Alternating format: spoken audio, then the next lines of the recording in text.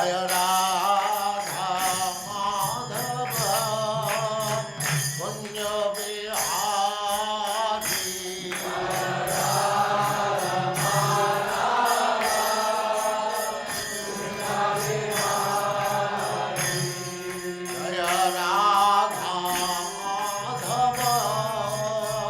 Kunja Bihari.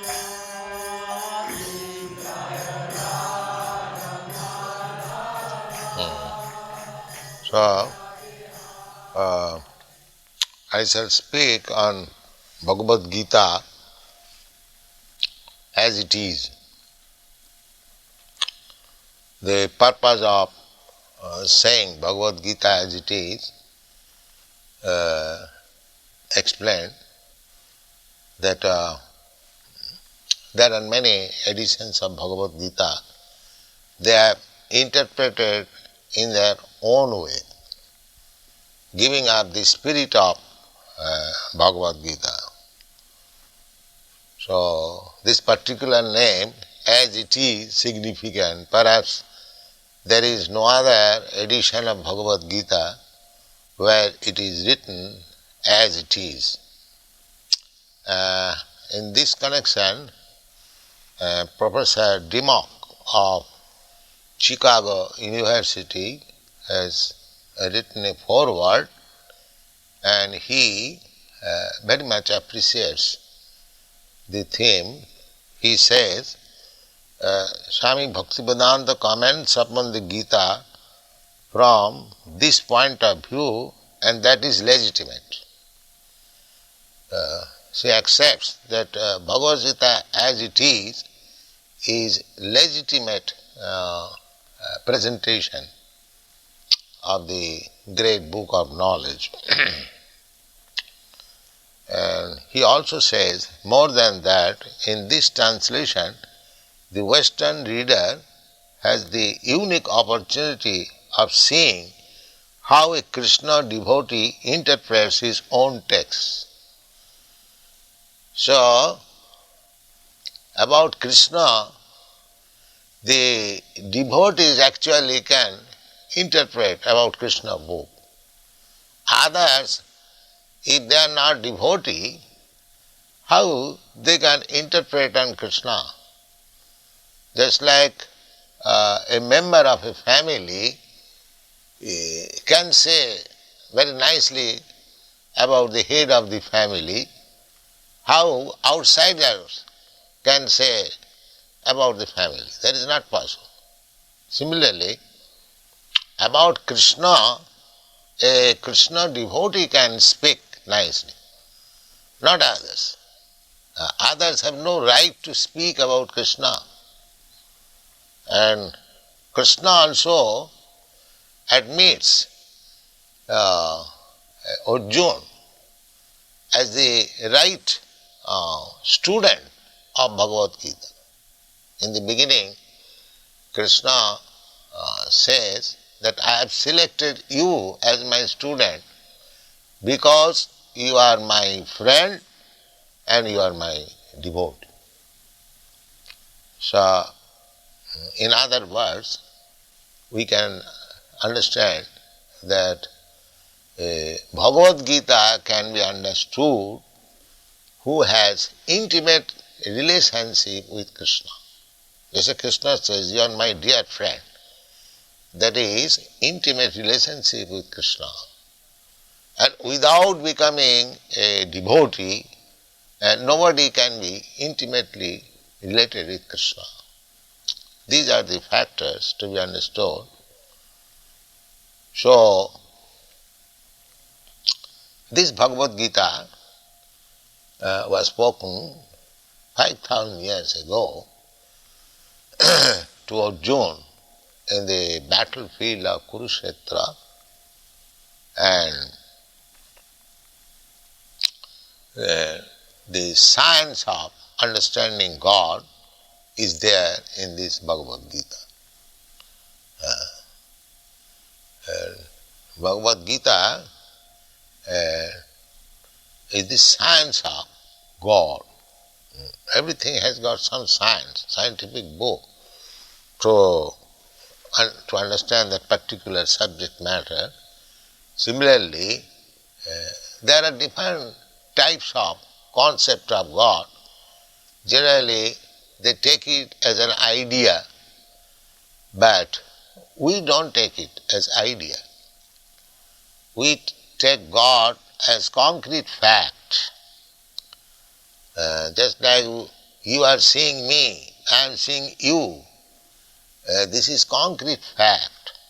Similarly, a God can be seen by you and God is already seeing you. There is no doubt about it. But you can see also God. So that process we have to understand, how to see God. That process is mentioned in all the Vedic scripture. That is called Bhakti Yoga, that process. Krishna also says in the Bhagavad Gita, Bhaktya mam abhijanati javan jasyami tat. If anyone wants to know Krishna, what he is, then one has to accept the process of Bhakti Yoga. There are different types of yogas. Yoga means linking oneself with the Supreme Personality of Godhead. So, speculative yoga will not help us. You have to take concrete yoga. Concrete yoga is Krishna consciousness. So,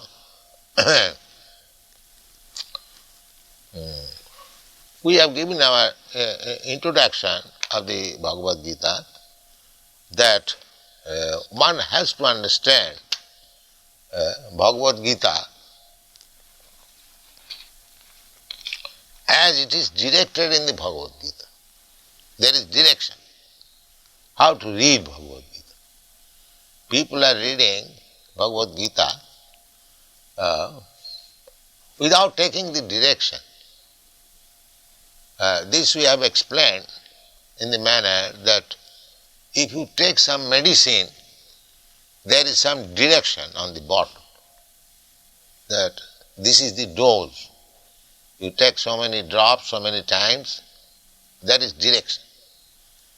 Similarly, for understanding Bhagavad Gita actually, you have to accept the direction as given by the author himself, Krishna. He says that long ago, some 40 millions of years ago, he first spoke this Bhagavad Gita to the sun god. And sun god transmitted the knowledge to his son Manu. And Manu transmitted the knowledge to his son Ikhaku.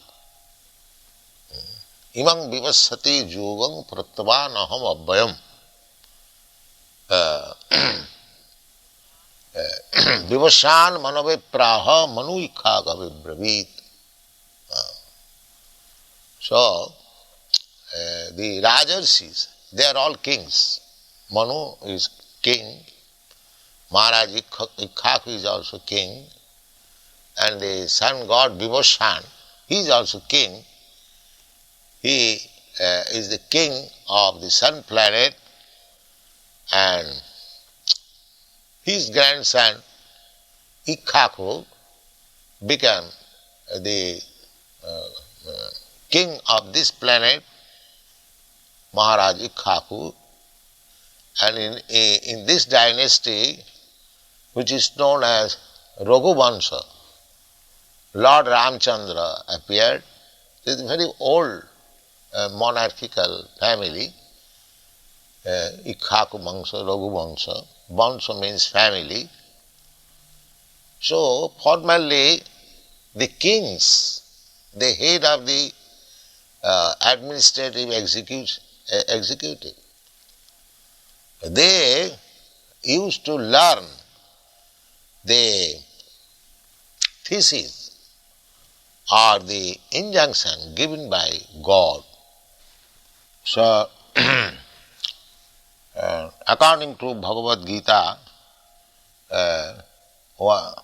only a devotee of Krishna, a person who is intimately related with Krishna, he can understand what is Bhagavad Gita. So, Krishna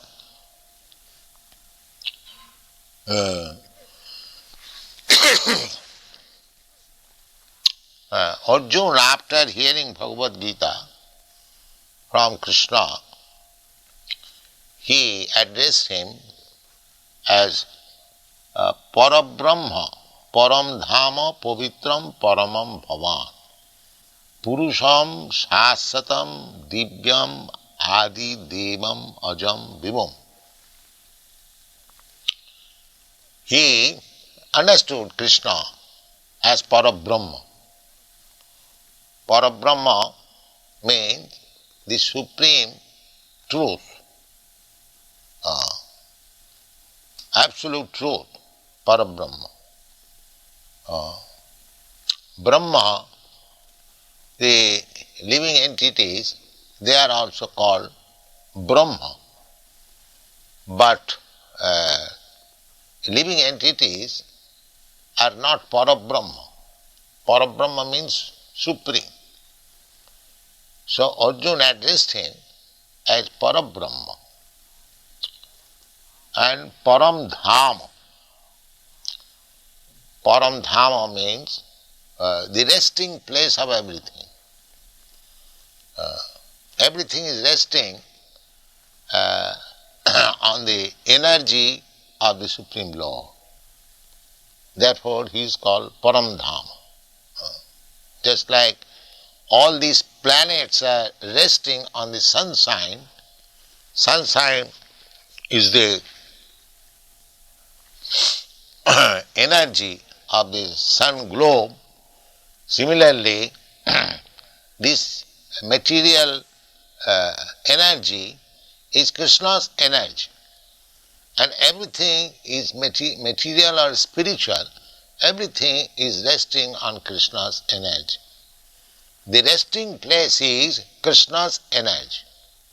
In another place, Krishna says, Maya tatamidam sarvam jagat abhakta murtina masthani sarvabhutani nahang teshu avasthita.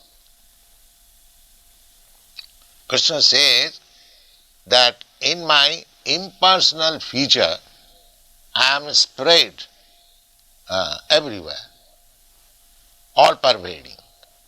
God is all pervading by his impersonal feature, namely his energy. The example is given just like heat is the energy of fire. So fire spreads by its heat and light. The fire is one place, but the heat and light is spreading.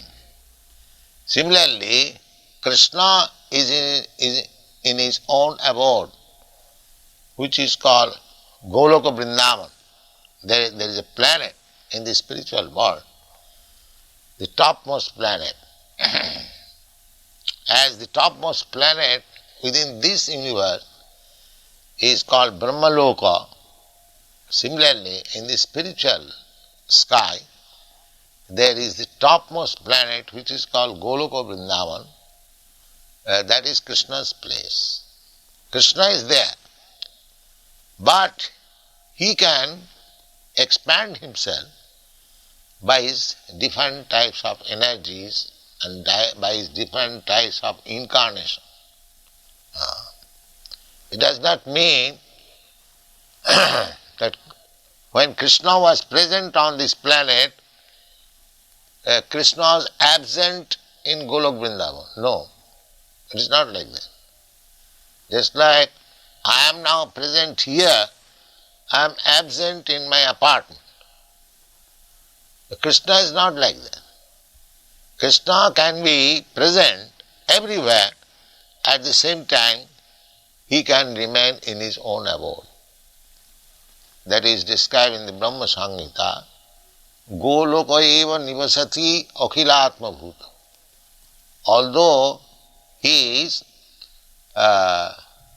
in his abode, which is known as Goloka Vrindavan, he can expand himself everywhere, and actually he has done it. So we must know how he is expanded, in which way he is in contact with us. That is the science. In Bhagavad Gita, these things are explained. So Krishna is addressed as Param Dham, the resting place of everything. Everything is resting. Krishna also says, Masthani sarvabhutani. Everything, material manifestation, is resting on him. Nahang tesu avasthita, but I am not there. These contradictory things. Everything is resting on him, but I am not there. But it is not contradictory. It is very simple to understand, just like all the planets, they are resting on sunshine, but the sun is far away from the planets, some millions of miles away. But resting on the sunshine means resting on the sun. That's a fact. Therefore Krishna says, Masthani sarvabhutani naham teshu avasthita parabrahma param dhama pavitram. Pavitra means uncontaminated. When we come to this material world, we are also spirit soul, Brahma, not exactly as good as Parabrahma, Krishna, but still, because we are part and parcel of Krishna, we are also Brahma, Pavitra. Pavitra means pure. Just like the particle of gold is also gold. If gold is pure, the particle is also pure. So, Krishna comes to this world, we also come to this world, but we are contaminated. But Krishna is not contaminated. The example is, just like in the prison house, there are many prisoners, but if the king or some king's representative minister goes into the prison to inspect things, how things are going on, it does not mean that the king or his minister is also a prisoner. He is not prisoner. But we, living entities, we have been entangled with these material modes of nature. But Krishna never becomes involved in these modes of material nature. Therefore he is called Pavitram Paramam, absolute, pure, Bhavan. Bhavan means you, your lordship. And Purusham. Purusham, he is addressed as a person. God is never impersonal. God is person. Exactly a person like you and me. And when he appeared on this planet, exactly like a human being, 2 hands, 2 legs, walking like human being, talking, behaving like human being, everything. So, God is Purusha. Purusha means man, I mean to say male, not female. Male. Without becoming male, one cannot be enjoyer. In another place, it is stated that Krishna is the supreme enjoyer. as soon as the word is used, enjoyer, he must be Purusha, male. So that is described. Arjuna understood him. He is a Purusha, Param Purusha, the Supreme Person. In another place, Krishna is described as Purushottam, the best of the males. So, Purusham Shasatam, Shasatam means eternal. The Mayavadi philosopher, they think that the absolute truth is impersonal. Maya Shakta Manaprartha Jugam Junyan Madasraya Asangsayang Samagrang Mam Jatha Gyasasi Tachino. Arjuna is being advised by Krishna what is God. The conception of God, however we may speculate, it cannot be perfect because God is unlimited, all-pervading. We are limited. So, actually, unless God Himself reveals Himself to the devotee, it is not possible to understand what is God. Therefore, God Himself, Krishna, is speaking about Himself. The process is Maya Sakta Mana. One has to increase attachment for Krishna. We have got now attachment for material things. We have to divert that. Our position is that we must have attachment for something. That is fact. So now, on the bodily concept of life, we have got attachment to this body and anything pertaining to this body, we have got attached. Just like I have got attachment for my wife. Why? There are millions and thousands of women, beautiful women. I have no attachment for them, but my attachment for my wife, even though she may not be very beautiful, is a fact. Why? Because due to her relation with my body. And similarly, I have got attachment for my country, I have got attachment for my home, my so many things, because I am thinking I am this body and anything in connection with this body, I am thinking mine. So at the present, my conception of I and mine is wrong.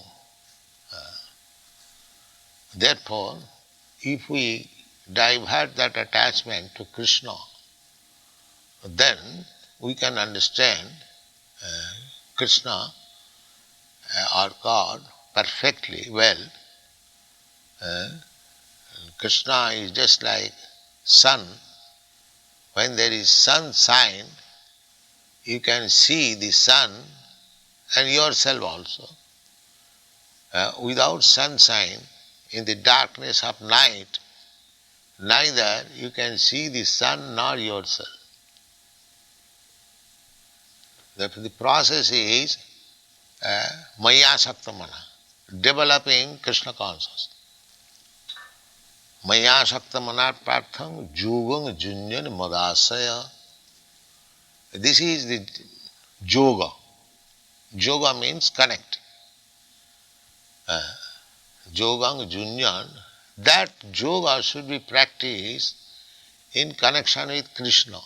Therefore he said, Mat Asra. Mat means me or mine. And Asra means taking shelter. So either you take shelter of Krishna or Krishna's representative. Of course, it is not possible for us to take shelter of Krishna because Krishna is not present at the present moment, but his representative is there. So one has to take shelter of his representative and practice bhakti yoga, concentrating his mind on Krishna. This is called Krishna consciousness. One has to take shelter of a person whose life is devoted to Krishna, and under his direction we have to practice how to develop Krishna consciousness, and then Krishna will be revealed. The revelation,